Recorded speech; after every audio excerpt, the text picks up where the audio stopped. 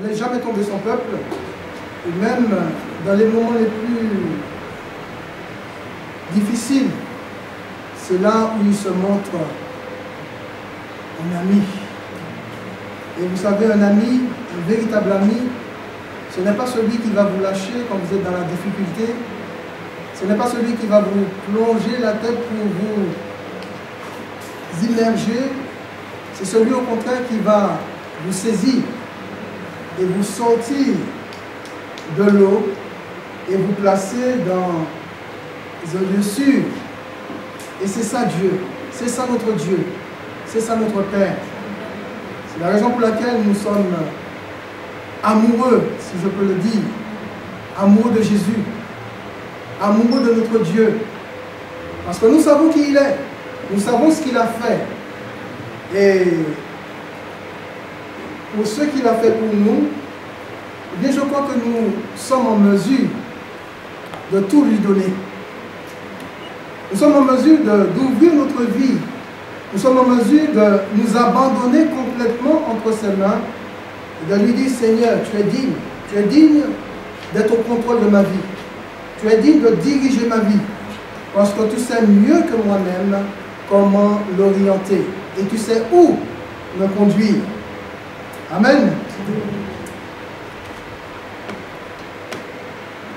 Est-ce que vous avez des ennemis?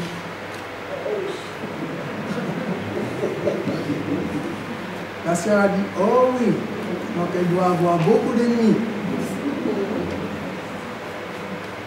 Bien sûr, quand je parle d'ennemis, je ne fais pas allusion à l'adversaire de notre âme, qui est le diable, qui est commun, un ennemi commun à tous.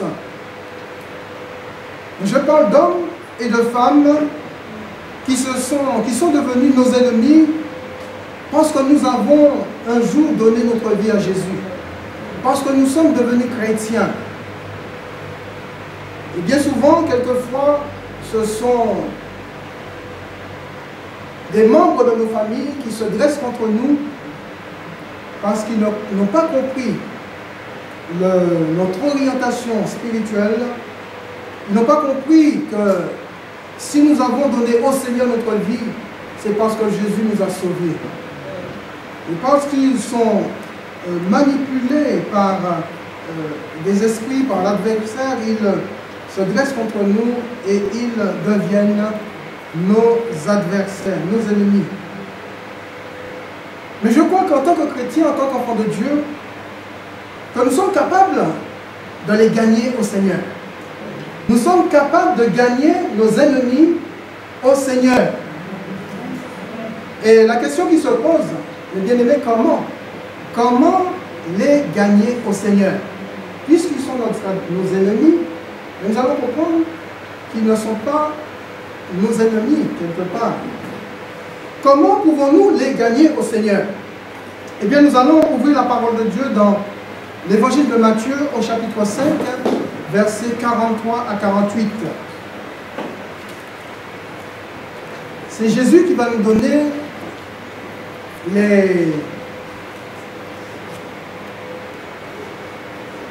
va nous montrer comment gagner ceux qui s'opposent à nous et qui ne savent pas qu'ils sont des instruments entre les mains de l'adversaire pour nous empêcher de vivre notre foi, de suivre le Seigneur, pour nous empêcher d'accéder ou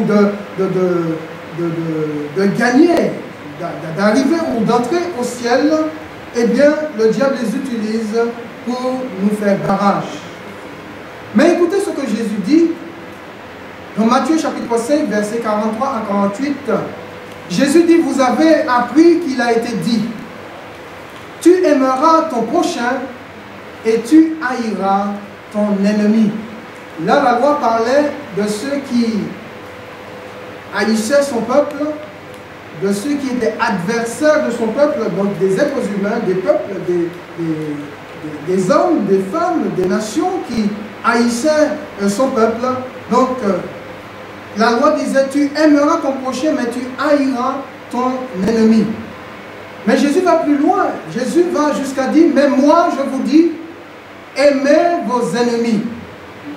Donc, aimez ceux qui s'opposent à nous, aimez ceux qui nous rejettent, aimez ceux qui nous haïssent, aimez ceux qui nous font du mal. Jésus dit, mais moi je vous dis, aimez vos ennemis, bénissez ceux qui vous maudissent, faites du bien à ceux qui vous haïssent et priez pour ceux qui vous maltraitent et qui vous persécutent, afin que vous soyez fils de votre Père qui est dans les cieux.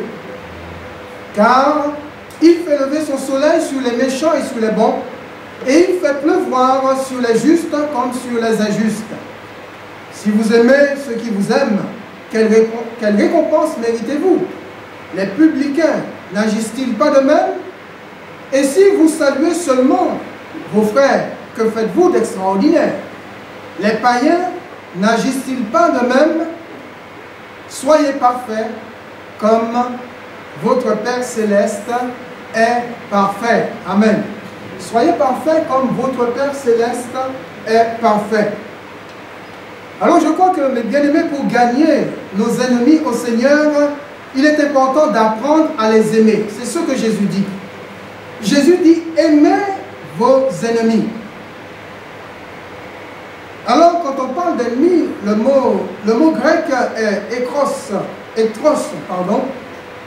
Ceux qui nous sont hostiles, qui s'opposent à nous, qui sont odieux avec nous, tous ces gens-là, à l'époque de la loi, étaient considérés comme des ennemis du peuple de Dieu, des adversaires, des opposants. Et que l'on n'était pas obligé d'aimer sous la loi, puisque Jésus dit, vous avez appris qu'il a été dit, aimez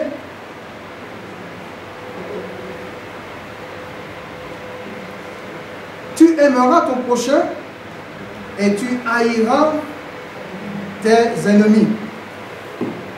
Et en ce qui concerne nos ennemis, Jésus dit, ce que vous avez appris dans la loi, où il a été dit, tu aimeras ton prochain et tu haïras ton ennemi. Je crois qu'il est bon de nous arrêter quelques instants sur ce que Jésus va dire par la suite. Puisqu'il dit, moi, je vous dis, aime ton prochain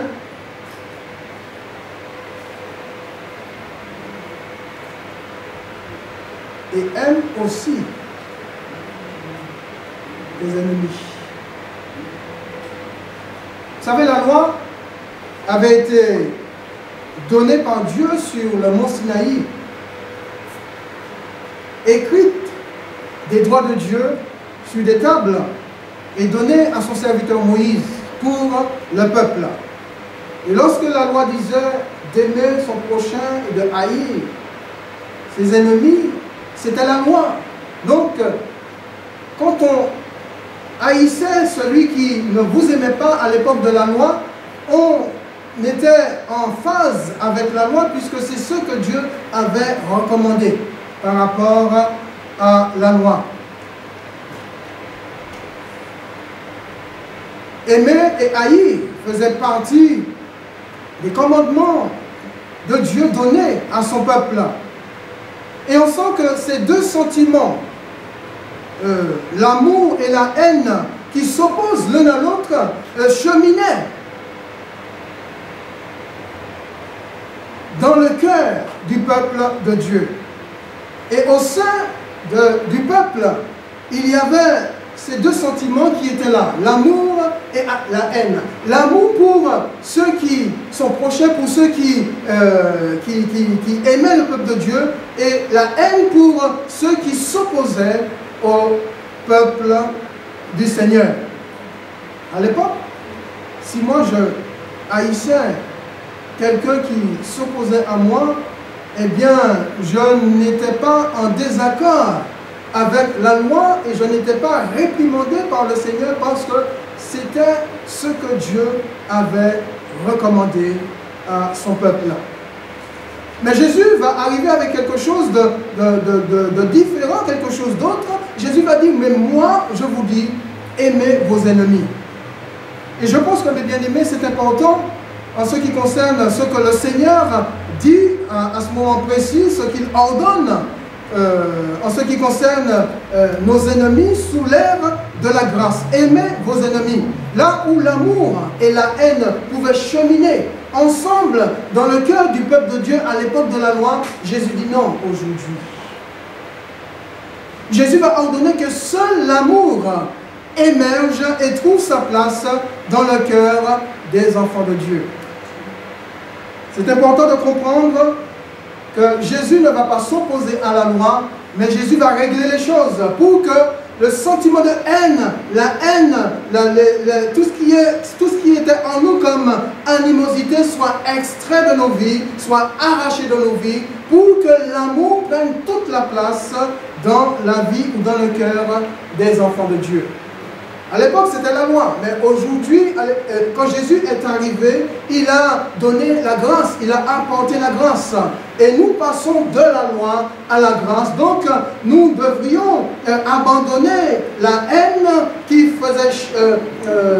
cheminait avec l'amour de nos cœurs à l'époque, et nous devrions laisser toute la liberté à l'amour, toute la place à l'amour pour vivre de manière à plaire à notre Père. C'est la raison pour laquelle Jésus dit, moi je vous dis. Jésus, quand il est venu sur la terre, il n'est pas venu haïr. Il est venu accomplir la loi, mais dans l'accomplissement de la loi, il n'a jamais haï qui que ce soit. Il a toujours aimé les êtres humains. Il a toujours été pris de compassion pour ceux qui souffraient, pour ceux qui étaient dans la souffrance. Et on se rend compte dans la vie de Jésus, l'amour a pris toute la place dans son cœur, dans sa vie, au point qu'il pouvait être l'image parfaite ou la représentation parfaite du Père céleste. Je pense peut-être qu'à l'époque de l'Ancienne Alliance, beaucoup profitaient du fait qu'ils pouvaient haïr leurs ennemis pour régler leurs propres problèmes.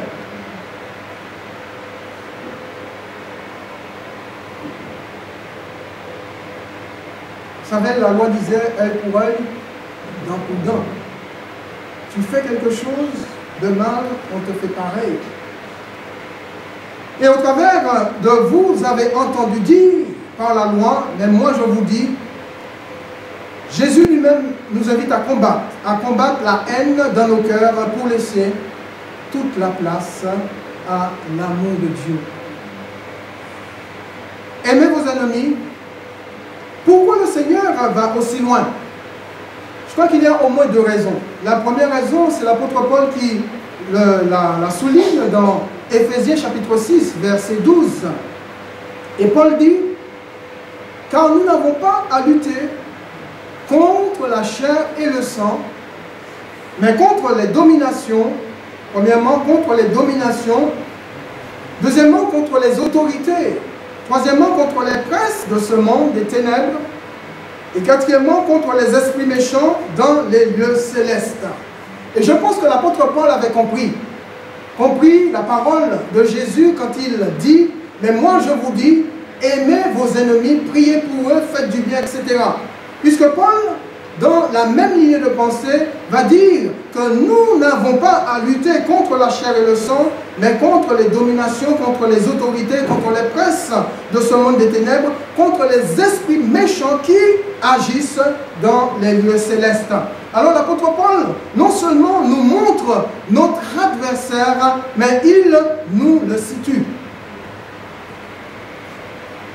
Alors mon adversaire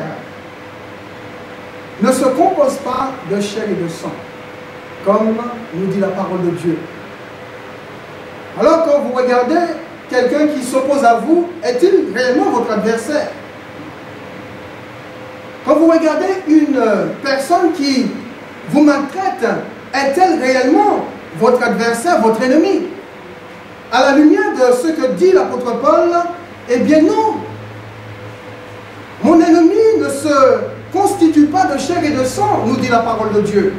Mais mon ennemi est simplement des esprits qui agissent, des esprits qui dominent justement l'homme, qui dominent l'être humain, des autorités qui sont là pour imposer leur pouvoir, leur puissance, et pour s'opposer justement à l'œuvre de Dieu, pour s'opposer au peuple de Dieu, pour s'opposer aux enfants de Dieu. Alors quand je regarde un homme, une femme qui s'oppose à moi, je ne dois pas voir en lui ou en elle un adversaire. Je ne dois pas voir en lui ou en elle un ennemi, mais voir derrière cette personne qui s'oppose à ma vie chrétienne, ou qui s'oppose au peuple de Dieu, à l'Église, de voir derrière les mains invisibles qui agissent et qui contrôlent, qui ont le pouvoir sur de telles personnes pour s'opposer aux enfants de Dieu. La lutte spirituelle que nous avons à mener ne concerne ni la chair ni le sang. Ce ne sont pas des êtres humains que je suis amené à combattre, mais des esprits. Et pour les combattre, j'ai besoin de m'armer spirituellement. Et Dieu nous a donné des armes spirituelles pour que nous puissions mener le bon combat de la foi. Mes bien-aimés, quand des hommes s'opposent à votre vie, parce que vous êtes devenus enfants de Dieu, vous devriez vous dire, derrière cette opposition, il y a l'adversaire. Que nous sommes appelés à combattre, non pas avec des armes charnelles, mais avec les armes spirituelles que nous a données Dieu. Puisque les armes que nous avons ne sont pas charnelles, nous dit la parole de Dieu, mais elles sont puissantes pour renverser des forteresses, pour renverser des raisonnements. Et ce sont ces armes-là qui nous aident à combattre, à lutter contre ces autorités, contre ces dominations, contre ces esprits méchants, ces princes des ténèbres qui agissent dans les lieux célestes.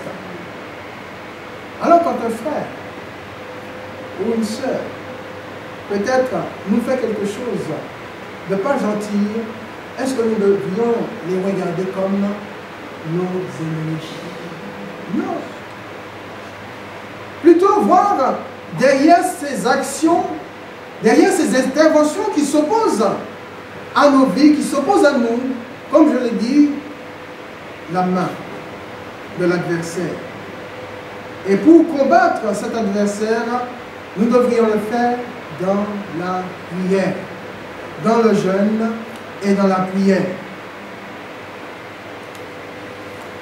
La seconde raison pour laquelle Jésus nous appelle à aimer nos ennemis, c'est toujours l'apôtre Paul qui nous la donne dans Romains chapitre 5, verset 5. Paul dit, l'amour de Dieu a été répandu dans nos cœurs par le Saint-Esprit. L'amour de Dieu, l'amour agapé, a été répandu dans nos cœurs par la personne du Saint-Esprit. Donc Paul parle d'amour. Et il a la même pensée que le Seigneur. Quand Paul parle d'amour, il parle d'aimer aussi ceux qui nous aiment. D'aimer ceux qui nous aiment, mais d'aimer aussi ceux qui nous détestent. Parce qu'il voit en ceux qui nous détestent, non pas des ennemis, des adversaires, mais des âmes qui ont besoin de la grâce de Dieu et qui peuvent saisir la grâce de Dieu au travers de l'amour que nous allons leur manifester. Au travers de l'amour de Dieu qui va émaner de nos vies et que nous allons leur manifester. Et de cette manière-là, ceux qui s'opposent à nous, au travers de l'amour que nous allons leur manifester, eh bien la donne peut être changée. Dieu est capable de changer les choses et de faire en sorte que ces personnes passent d'ennemis à nos frères, à nos sœurs en Christ. Grâce à l'amour qui émane de nos vies, grâce à l'amour de Dieu qui émane de nos vies à leur égard. Vous savez, un jour,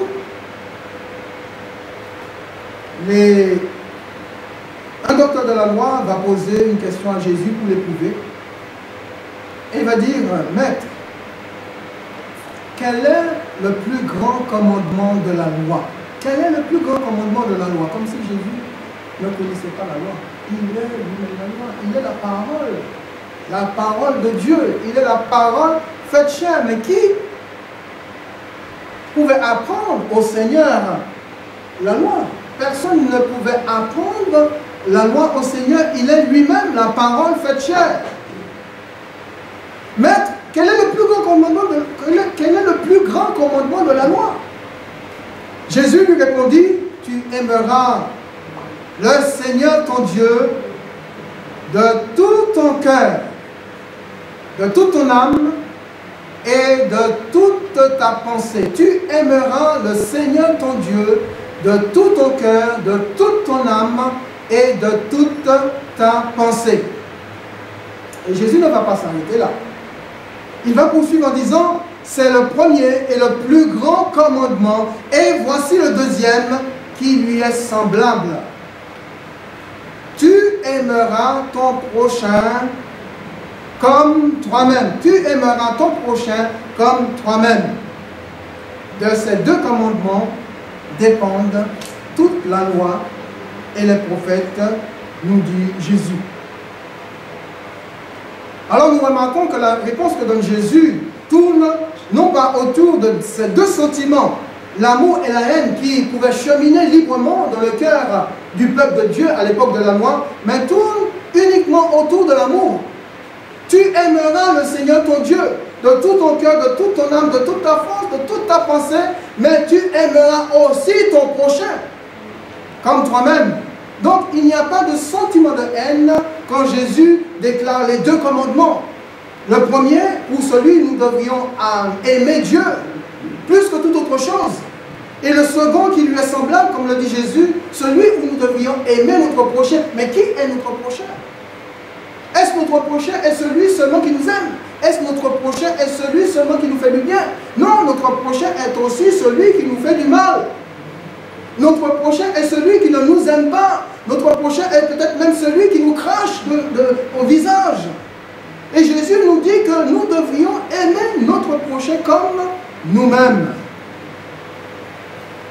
Et Jésus conclut avec de ces deux commandements qui sont régis par l'amour dépendent la loi et les prophètes.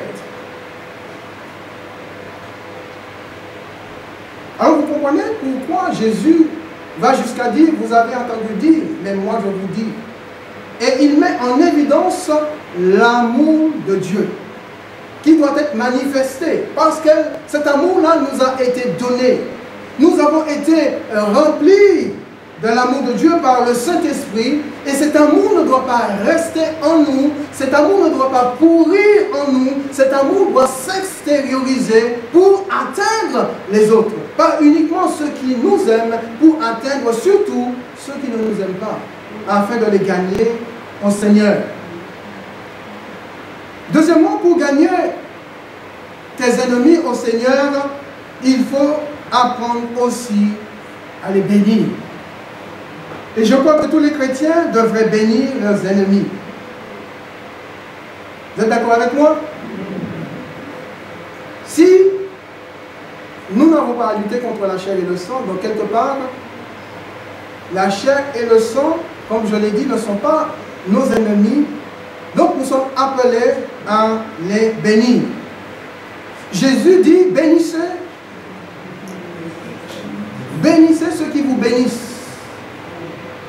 Est-ce que c'est ce que Jésus dit?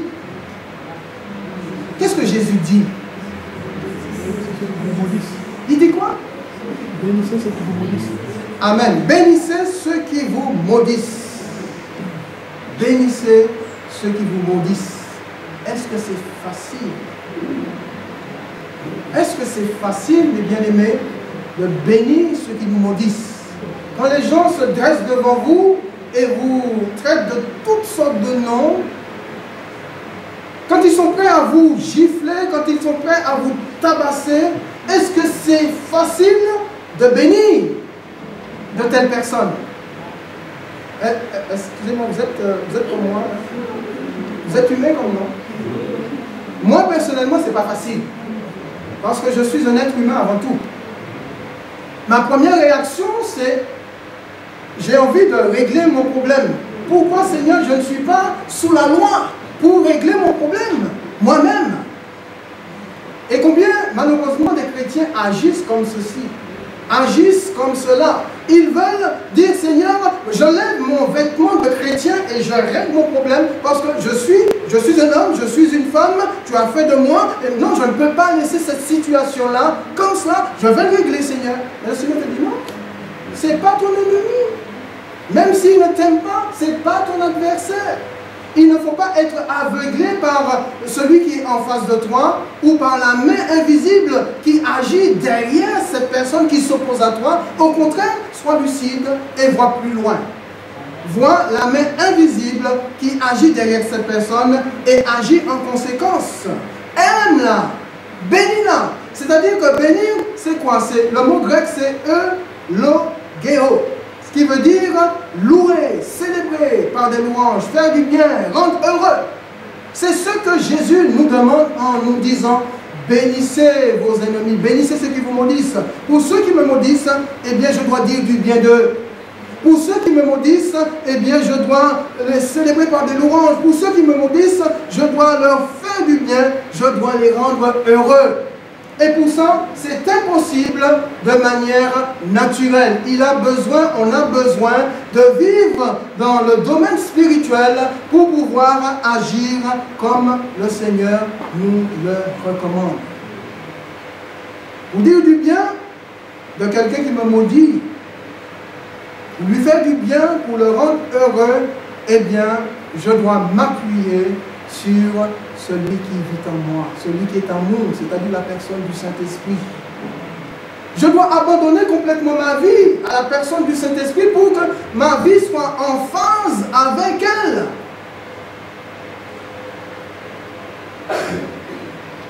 Que le Saint-Esprit me donne la force et le courage de dire du bien. Je ne dis pas que c'est facile. Je sais que vous le savez comme moi-même. Ce n'est pas facile. Pas évident, mais si nous restons sur une position humaine, la position charnelle, nous n'y arriverons jamais. Mais si nous nous élevons au-dessus de cette position et si nous faisons confiance au Seigneur et à la personne du Saint-Esprit, eh bien, il nous donnera la capacité de bénir, de dire du bien, de faire du bien et de rendre heureux une personne qui vous maudit en face.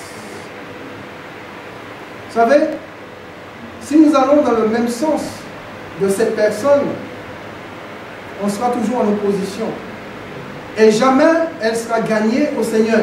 Mais si nous allons dans le sens contraire de cette personne, eh bien Dieu fera en sorte qu'elle soit un jour gagnée au Seigneur par l'amour que nous lui aurons manifesté. La personne va être toucher un jour dans son cœur et elle va se dire, mais j'arrive pas à comprendre comment j'ai fait du mal à telle ou telle personne. Et la personne n'a jamais répondu par le mal. Elle a toujours répondu par l'amour. On sent que cette personne est différente. Parce que si moi je fais quelque chose, si je fais la même chose à une autre personne, eh bien la situation pourrait perdurer. Mais je sens que cette personne-là a quelque chose de différent. Elle dégage quelque chose d'extraordinaire. Que cette personne aura envie de savoir qu'est-ce qui émane de la vie d'une personne à qui elle a fait tant de mal et qui ne répond pas par le mal, mais qui répond par le bien. Faire du bien au travers de nos paroles. Comment parlons-nous de ceux qui nous maudissent? Quelles sont les paroles qui sortent de nos bouches par rapport aux personnes nous font du mal, nous veulent du mal? Est-ce des paroles de bénédiction ou est-ce des paroles de malédiction?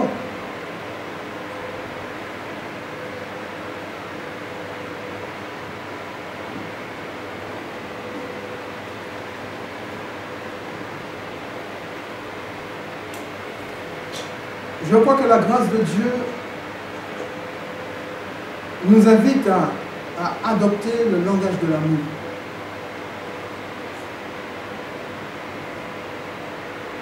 C'est pour cela que Jésus dit, mais moi je vous dis aimez. La loi, on pouvait dire, c'est le langage de l'amour mélangé avec la haine, pas dans n'importe quel sens, comprenez-moi bien. Mais on voit que la grâce, c'est uniquement le langage de l'amour. Puisque nous sommes appelés à ressembler à notre Père. Comme Jésus le dit,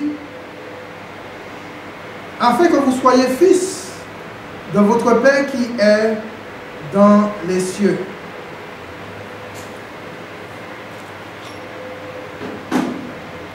Jésus, quand il a vécu sur la terre, il a employé, il a vécu, il a adopté,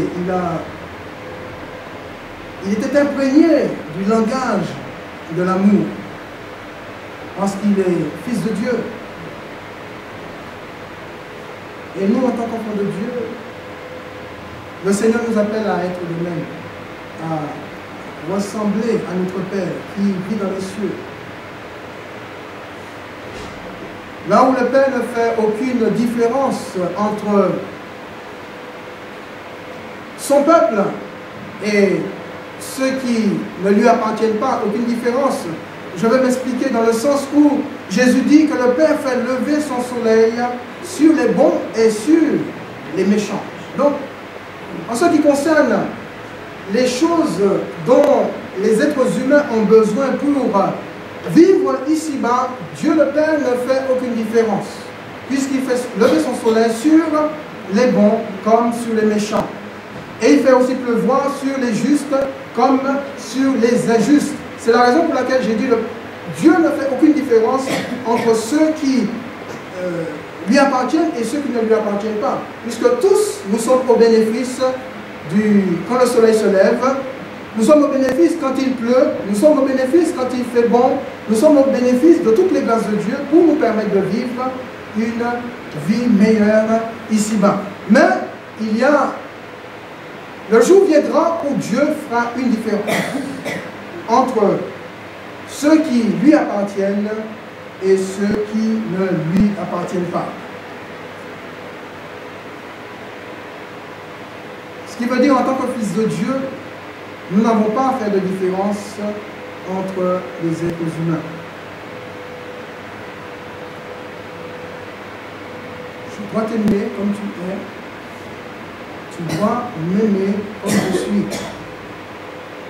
Et si tu trouves que je ne suis pas peut-être comme tu voudrais que je sois, comme le Seigneur voudrait que je sois, eh bien ce qui te reste à faire, c'est de prier pour moi, pour que le Seigneur puisse me changer.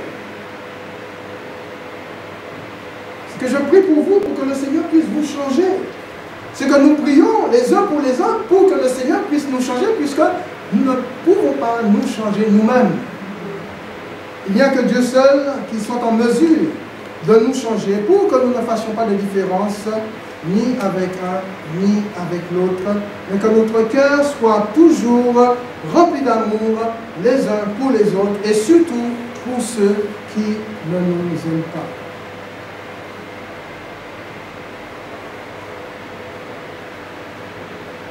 Paul dit dans Romains chapitre 12, verset 14, « Bénissez et ne maudissez pas. » Vous savez que dans le ciel, il n'y a pas de malédiction.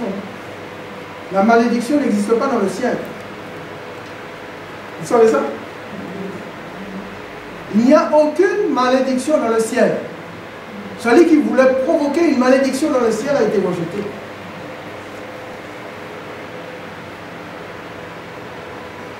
Dans le ciel, tout est bénédiction. Tout est régi par l'amour de Dieu, la justice de Dieu, la sainteté de Dieu.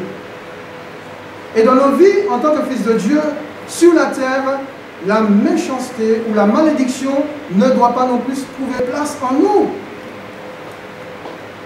Parce que vous savez que notre vie, c'est un petit peu le ciel de Dieu. Puisque Dieu est venu habiter en nous par le Saint-Esprit, il a fait de nos vies son ciel.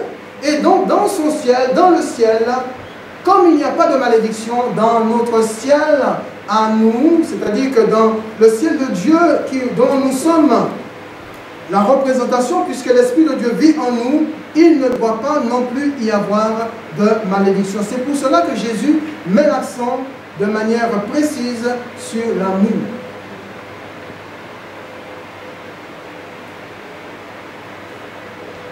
Et c'est là où nous devions faire la différence entre nous, les enfants de Dieu, et ceux qui ne lui appartiennent pas. Les païens sont animés par la haine, mais nous, les enfants de Dieu, nous le sommes par l'amour. Quand les païens ne disent pas bonjour, ne saluent pas, ou disent bonjour ou saluent uniquement que ceux qui les aiment, nous devions faire la différence. Saluer, dire bonjour à ceux qui nous aiment, mais aussi à ceux qui ne nous aiment pas. Puisque Jésus dit, mais les païens, ils font pareil. Si vous faites exactement comme les païens, mais quelle différence il y a entre eux et vous? Puisque le Père voudrait qu'il y ait une différence. Alors si les païens font comme ça, bien nous devrions faire autrement. C'est ce qu'on appelle remonter le courant. Ne pas nous laisser emporter par la vague qui emporte ce monde, mais plus ou moins remonter ce courant et nous laisser emporter par la vague de l'amour de Dieu.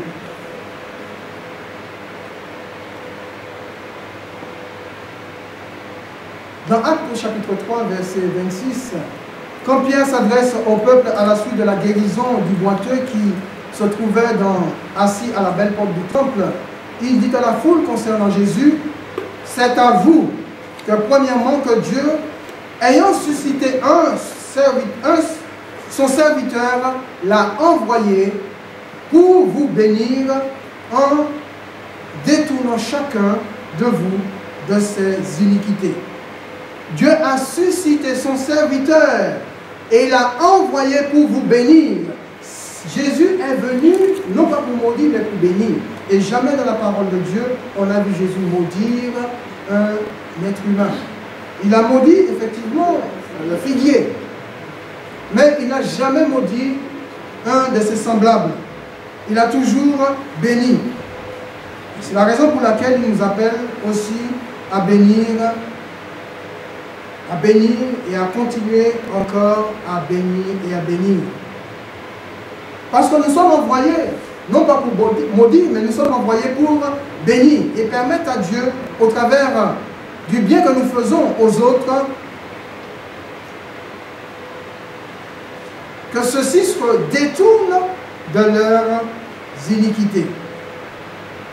Bénir, rendre heureux.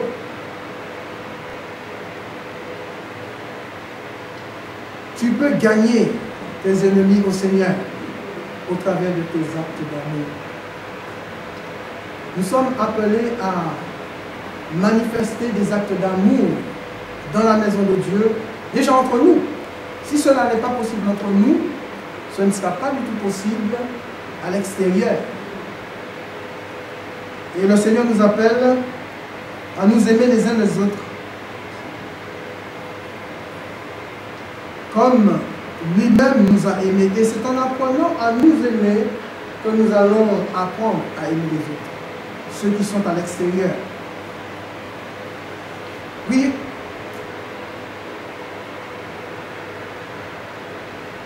Pour gagner, troisièmement, nos ennemis au Seigneur, eh bien, je crois que tous devraient prier pour eux. Puisque nous avons vu que les êtres humains ne sont pas nos ennemis, et puisqu'ils ne sont pas nos ennemis, nous avons la responsabilité de prier pour eux. Parce que dans le domaine de la prière, c'est très facile de prier pour soi-même. On est dans le besoin, on prie pour soi, on demande au Seigneur. C'est aussi facile de prier pour ceux qu'on aime, les frères et sœurs qui sont dans le besoin. On les aime, c'est facile de prier pour eux. Mais le Seigneur nous appelle à... Jésus nous demande de passer un cap, le cap du facile au plus difficile, en nous demandant de prier pour nos ennemis. Et ça, c'est pas aussi facile que cela. Prier pour nos ennemis. Mais si nous voulons les gagner au Seigneur, nous devrions prier pour eux. Prier pour telle personne, oui Seigneur, je peux prier pour telle personne. Je peux même passer du temps dans la prière, de faire jeûne et prière pour de telles personnes. Mais pour cela, ou celui-là, non. Je ne prie pas pour. Non Seigneur. Tu ne sais pas ce qu'il m'a fait. Tu n'es pas au courant de ce que je vis avec. Seigneur, je ne peux pas prier pour lui, je ne peux pas prier pour elle. Mais le Seigneur te dit, prie, vas-y, prie pour lui, prie pour elle, et tu vas voir ce qui va se passer après.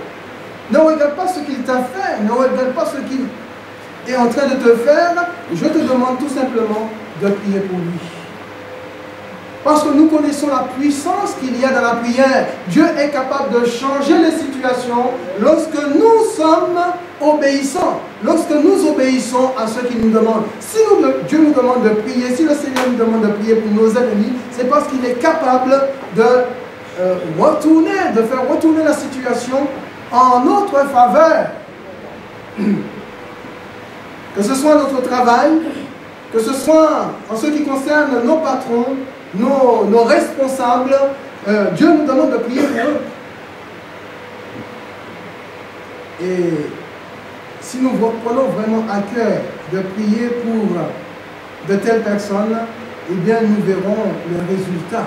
Après, comment Dieu est capable de nous permettre de nous réjouir, même au sein de notre travail, et de faire en sorte que nous passons des moments, je dirais, agréables, même au milieu de ceux qui ne confessent pas la même foi que nous. Pourquoi? Tout simplement parce que nous avons l'amour de Dieu et nous manifestons cet amour, nous prions pour eux, nous les bénissons au nom du Seigneur, et au travers de cette atmosphère que nous plaçons là où nous nous trouvons, ou qui émane de nous, eh bien Dieu change la situation, Dieu change les choses. Et nous voyons nos adversaires passer d'adversaires à, je ne dirais pas à amis, mais à des personnes qui changent à notre égard. Pourquoi? Parce que derrière, nous avons remporté des victoires sur le plan spirituel. La main invisible qui agissait contre de telles personnes, eh bien nous avons remporté des victoires dans la prière, dans le jeûne, parce que ces mains-là n'agissent plus, et il y a une fenêtre ouverte pour leur parler de Jésus et pour qu'ils se donnent au Seigneur. C'est là notre responsabilité, mes bien-aimés.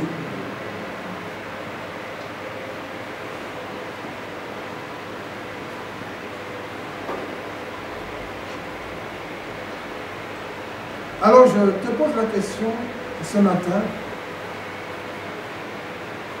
Est-ce que tu pries pour la personne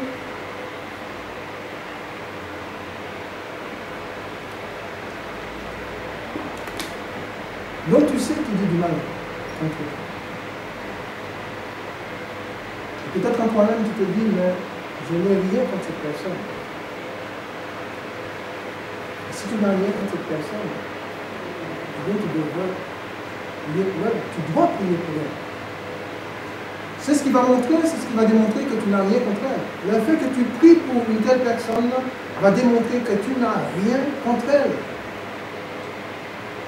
Si vous avez du mal à prier pour quelqu'un qui s'oppose à vous, c'est qu'il y a dans votre cœur des sentiments tels que la haine, la jalousie, la colère, la rancœur, l'amertume, etc. Et qui n'ont pas lieu d'être. En tant qu'enfant de Dieu, on doit se débarrasser de toutes ces choses. Que la racine même du mal doit être extraite de nos cœurs, de nos vies.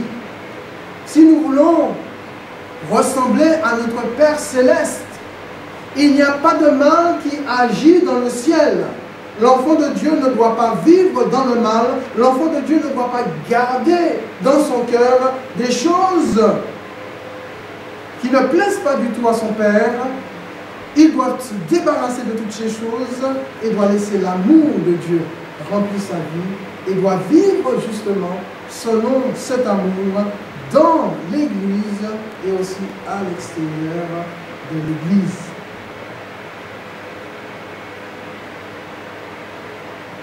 Il est hors de question que ces sentiments contraires, l'amour et la haine, continuent à cheminer ensemble dans la vie des enfants de Dieu. Ça, c'est à l'époque de la loi. Là, on est passé de la loi à la grâce. Et la grâce, c'est l'amour. La grâce, c'est le langage de la grâce, c'est le langage de l'amour. Et c'est ce langage-là que nous devrions tous adopter parce que nous sommes des bénis enfants de Dieu. Nous sommes des enfants de Dieu.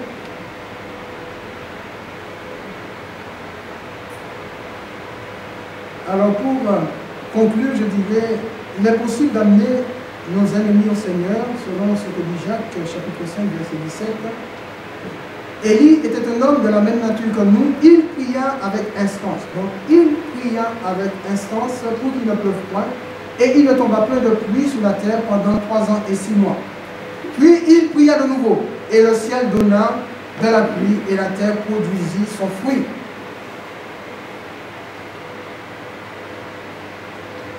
Deux choses qu'ont fait Élie, c'est qu'il va prier instamment pour qu'il ne pleuve plus. La pluie va s'arrêter, Dieu va répondre à sa prière. Pendant 3 ans et demi, il n'y aura plus de pluie sur la terre. Et ensuite, il va prier de nouveau et Dieu va répondre. Le ciel va donner de la pluie et la terre va produire son fruit. Alors, mes bien-aimés, prier pour nos ennemis, c'est très important. Insister dans la prière, c'est très important. Si nous voulons les voir gagner au Seigneur, nous devrions insister dans la prière, comme Élie lui-même a insisté, pour qu'il ne pleuve point, et ensuite a insisté pour qu'il pleuve de nouveau. Et je crois que pour le salut des âmes, c'est la volonté de Dieu. Si nous insistons dans la prière, je ne dis pas que Dieu va sauver tous les hommes, mais Dieu connaît ceux qui vont être sauvés. Et si Dieu nous place sur le chemin de celui qui doit être sauvé, nous devrions insister comme Élie dans la prière pour que Dieu sauve. Jésus va conclure en disant: soyez parfaits, comme votre Père Céleste est parfait. Soyons parfaits, puisque moi aussi j'en fais partie. Soyons parfaits, comme notre Père Céleste est parfait. Merci.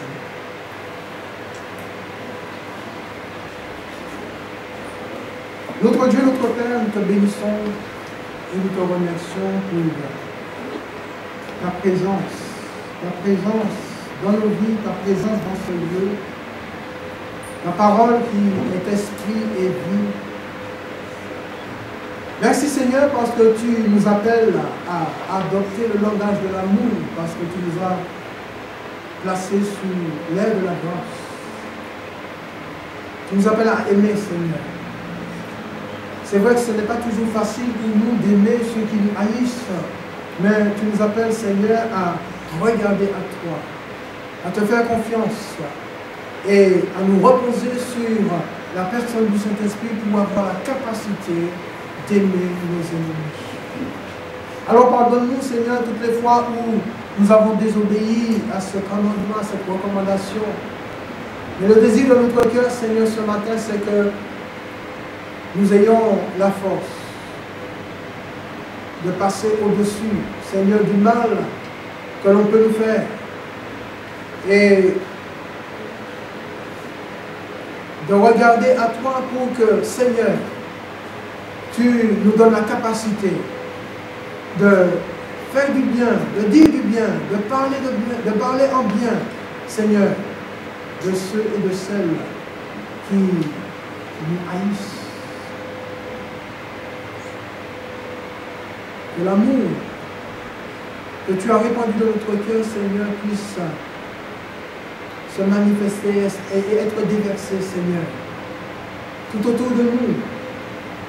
Et que cet amour puisse toucher, Seigneur, ceux qui ont encore de la haine, de la colère, de l'amertume, de la jalousie de leur vie, afin que, Seigneur, ces racines de mal soient extraites de leur vie par l'amour, Seigneur, que nous pouvons leur apporter. Alors, Seigneur, merci de remplir ton Église d'amour. Merci de permettre que cette Église, Seigneur, soit une Église qui adopte le langage de l'amour, Seigneur. Nous voulons, notre Dieu, être un peuple qui aime, Seigneur. Même ceux qui ne nous aiment pas, mais nous voulons, Seigneur, être ce peuple qui aime et qui continue encore à aimer, Seigneur. Parce que nous savons qu'au travers de l'amour, tu es capable de faire des miracles, Seigneur. Déjà fait un miracle dans nos vies pour nous débarrasser, Seigneur, de tout ce qui empêche à l'amour de se manifester au travers de nous. Que cet amour, Seigneur, soit vivant pour nous, mais aussi pour les autres. Je bénis ton Église en ton nom, Seigneur. Je bénis ton peuple au nom de Jésus. Et que l'Église, l'Assemblée du Val d'Orge, soit une assemblée marquée par l'amour, qui marque son environnement par l'amour, Seigneur. Au nom de Jésus. Père, que ton nom soit béni, dans le nom de Jésus. Amen. Amen. Amen. Y aurait-il des amis qui nous visitent pour la première fois? Vous êtes là en tant que visiteur, je sais que c'est les vacances, il y a beaucoup de vacanciers, beaucoup qui sont